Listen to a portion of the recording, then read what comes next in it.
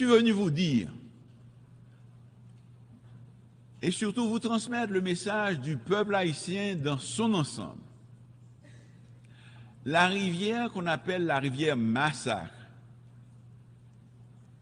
une trop grande scène de friction historique et actuelle entre la République d'Haïti et la République dominicaine, nous invite à faire nôtre et à faire de notre mieux pour ne pas réveiller les vieux démons, ressusciter d'anciennes blessures, ni en causer d'autres.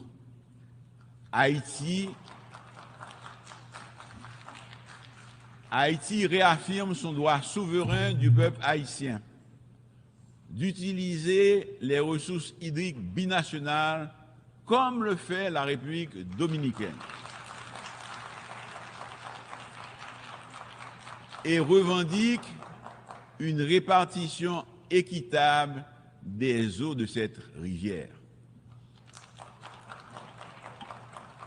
Le peuple haïtien choisit la voie du dialogue et de la négociation pour régler pacifiquement le différend dans le respect des instruments juridiques internationaux déjà signés de bonne foi entre les deux États en 1929 et en 2021.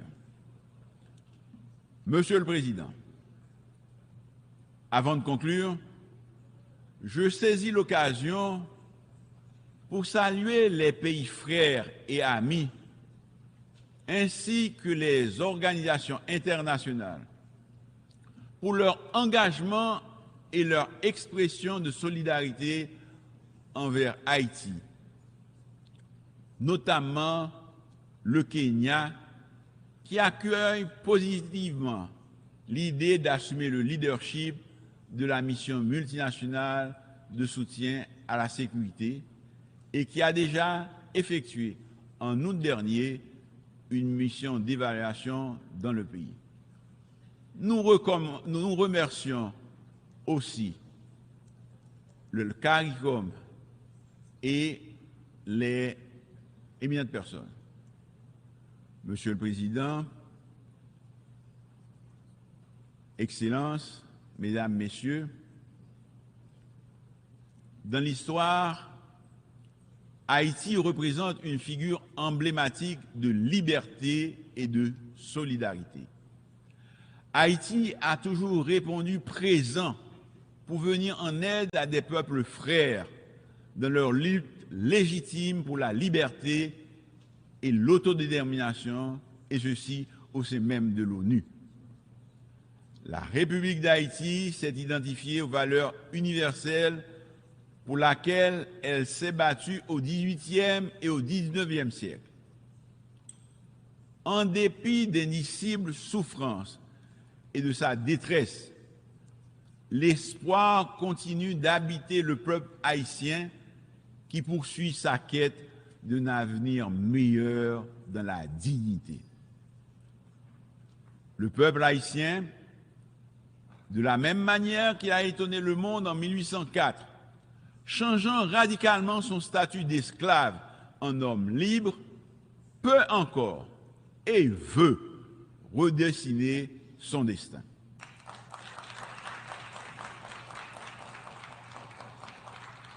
Je sollicite cet appui, cette solidarité fraternelle, afin de nous aider à tourner cette page sombre. Je demande à la communauté internationale d'agir, mais d'agir vite. Vive le réchauffement des relations avec notre alma mater, l'Afrique. Vive la coopération internationale. Vive Haïti. Je vous remercie.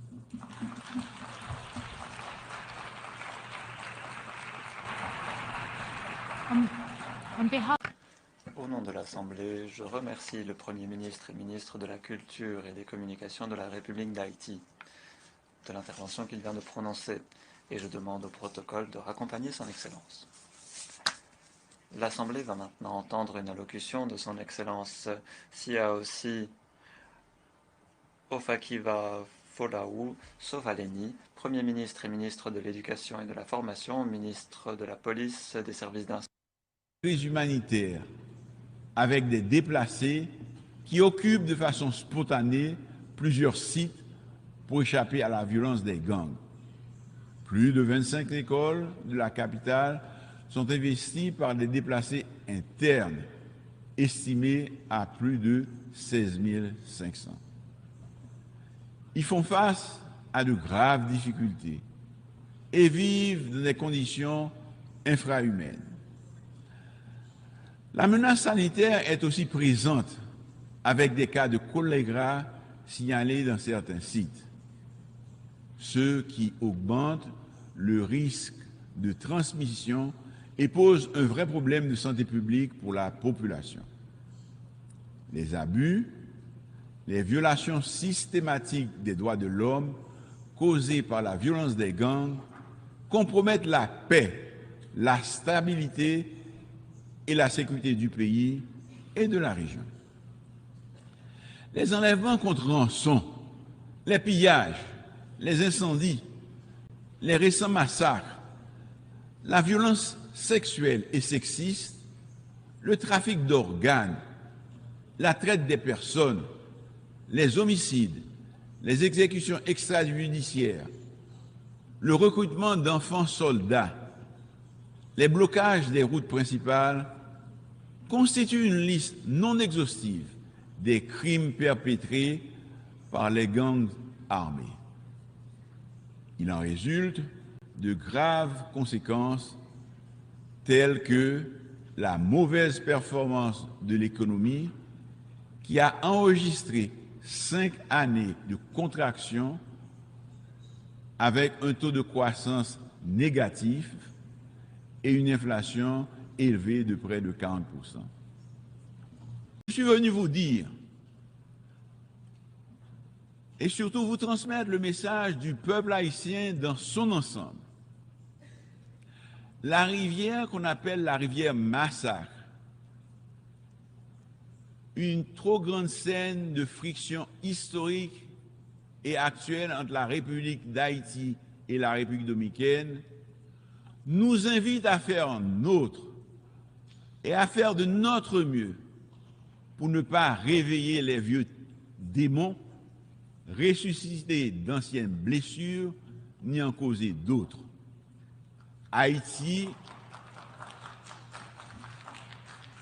Haïti réaffirme son droit souverain du peuple haïtien d'utiliser les ressources hydriques binationales comme le fait la République dominicaine et revendique une répartition équitable des eaux de cette rivière. Le peuple haïtien choisit la voie du dialogue et de la négociation pour régler pacifiquement le différend dans le respect des instruments juridiques internationaux déjà signés de bonne foi entre les deux États en 1929 et en 2021. Monsieur le Président, avant de conclure, je saisis l'occasion pour saluer les pays frères et amis ainsi que les organisations internationales pour leur engagement et leur expression de solidarité envers Haïti, notamment le Kenya, qui accueille positivement l'idée d'assumer le leadership de la mission multinationale de soutien à la sécurité et qui a déjà effectué en août dernier une mission d'évaluation dans le pays. Nous remercions aussi le CARICOM et les éminentes personnes. Monsieur le Président, Excellences, Mesdames, Messieurs, dans l'histoire, Haïti représente une figure emblématique de liberté et de solidarité. Haïti a toujours répondu présent pour venir en aide à des peuples frères dans leur lutte légitime pour la liberté et l'autodétermination, et ceci au sein même de l'ONU. La République d'Haïti s'est identifiée aux valeurs universelles pour lesquelles elle s'est battue au XVIIIe et au XIXe siècle. En dépit d'indicibles souffrances et de sa détresse, l'espoir continue d'habiter le peuple haïtien qui poursuit sa quête d'un avenir meilleur dans la dignité. Le peuple haïtien, de la même manière qu'il a étonné le monde en 1804, changeant radicalement son statut d'esclave en homme libre, peut encore et veut redessiner son destin.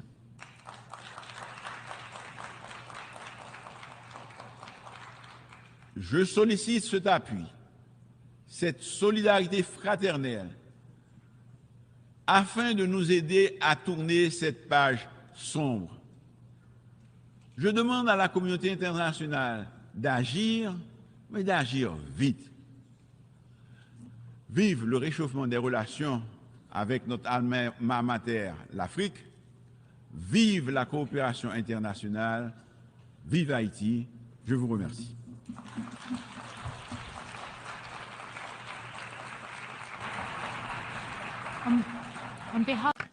Au nom de l'Assemblée, je remercie le Premier ministre et ministre de la Culture et des Communications de la République d'Haïti de l'intervention qu'il vient de prononcer, et je demande au protocole de raccompagner son Excellence. L'Assemblée va maintenant entendre une allocution de son Excellence Siaosi Ofakiva Folau Sovaleni, Premier ministre et ministre de l'Éducation et de la Formation, ministre de la Police, des services d'instruction. Crise humanitaire avec des déplacés qui occupent de façon spontanée plusieurs sites pour échapper à la violence des gangs. Plus de 25 écoles de la capitale sont investies par des déplacés internes, estimés à plus de 16 500. Ils font face à de graves difficultés et vivent dans des conditions infrahumaines. La menace sanitaire est aussi présente avec des cas de choléra signalés dans certains sites, ce qui augmente le risque de transmission et pose un vrai problème de santé publique pour la population. Les abus, les violations systématiques des droits de l'homme causées par la violence des gangs compromettent la paix, la stabilité et la sécurité du pays et de la région. Les enlèvements contre rançon, les pillages, les incendies, les récents massacres, la violence sexuelle et sexiste, le trafic d'organes, la traite des personnes, les homicides, les exécutions extrajudiciaires, le recrutement d'enfants soldats, les blocages des routes principales constituent une liste non exhaustive des crimes perpétrés par les gangs armés. Il en résulte de graves conséquences telles que la mauvaise performance de l'économie qui a enregistré 5 années de contraction avec un taux de croissance négatif et une inflation élevée de près de 40%.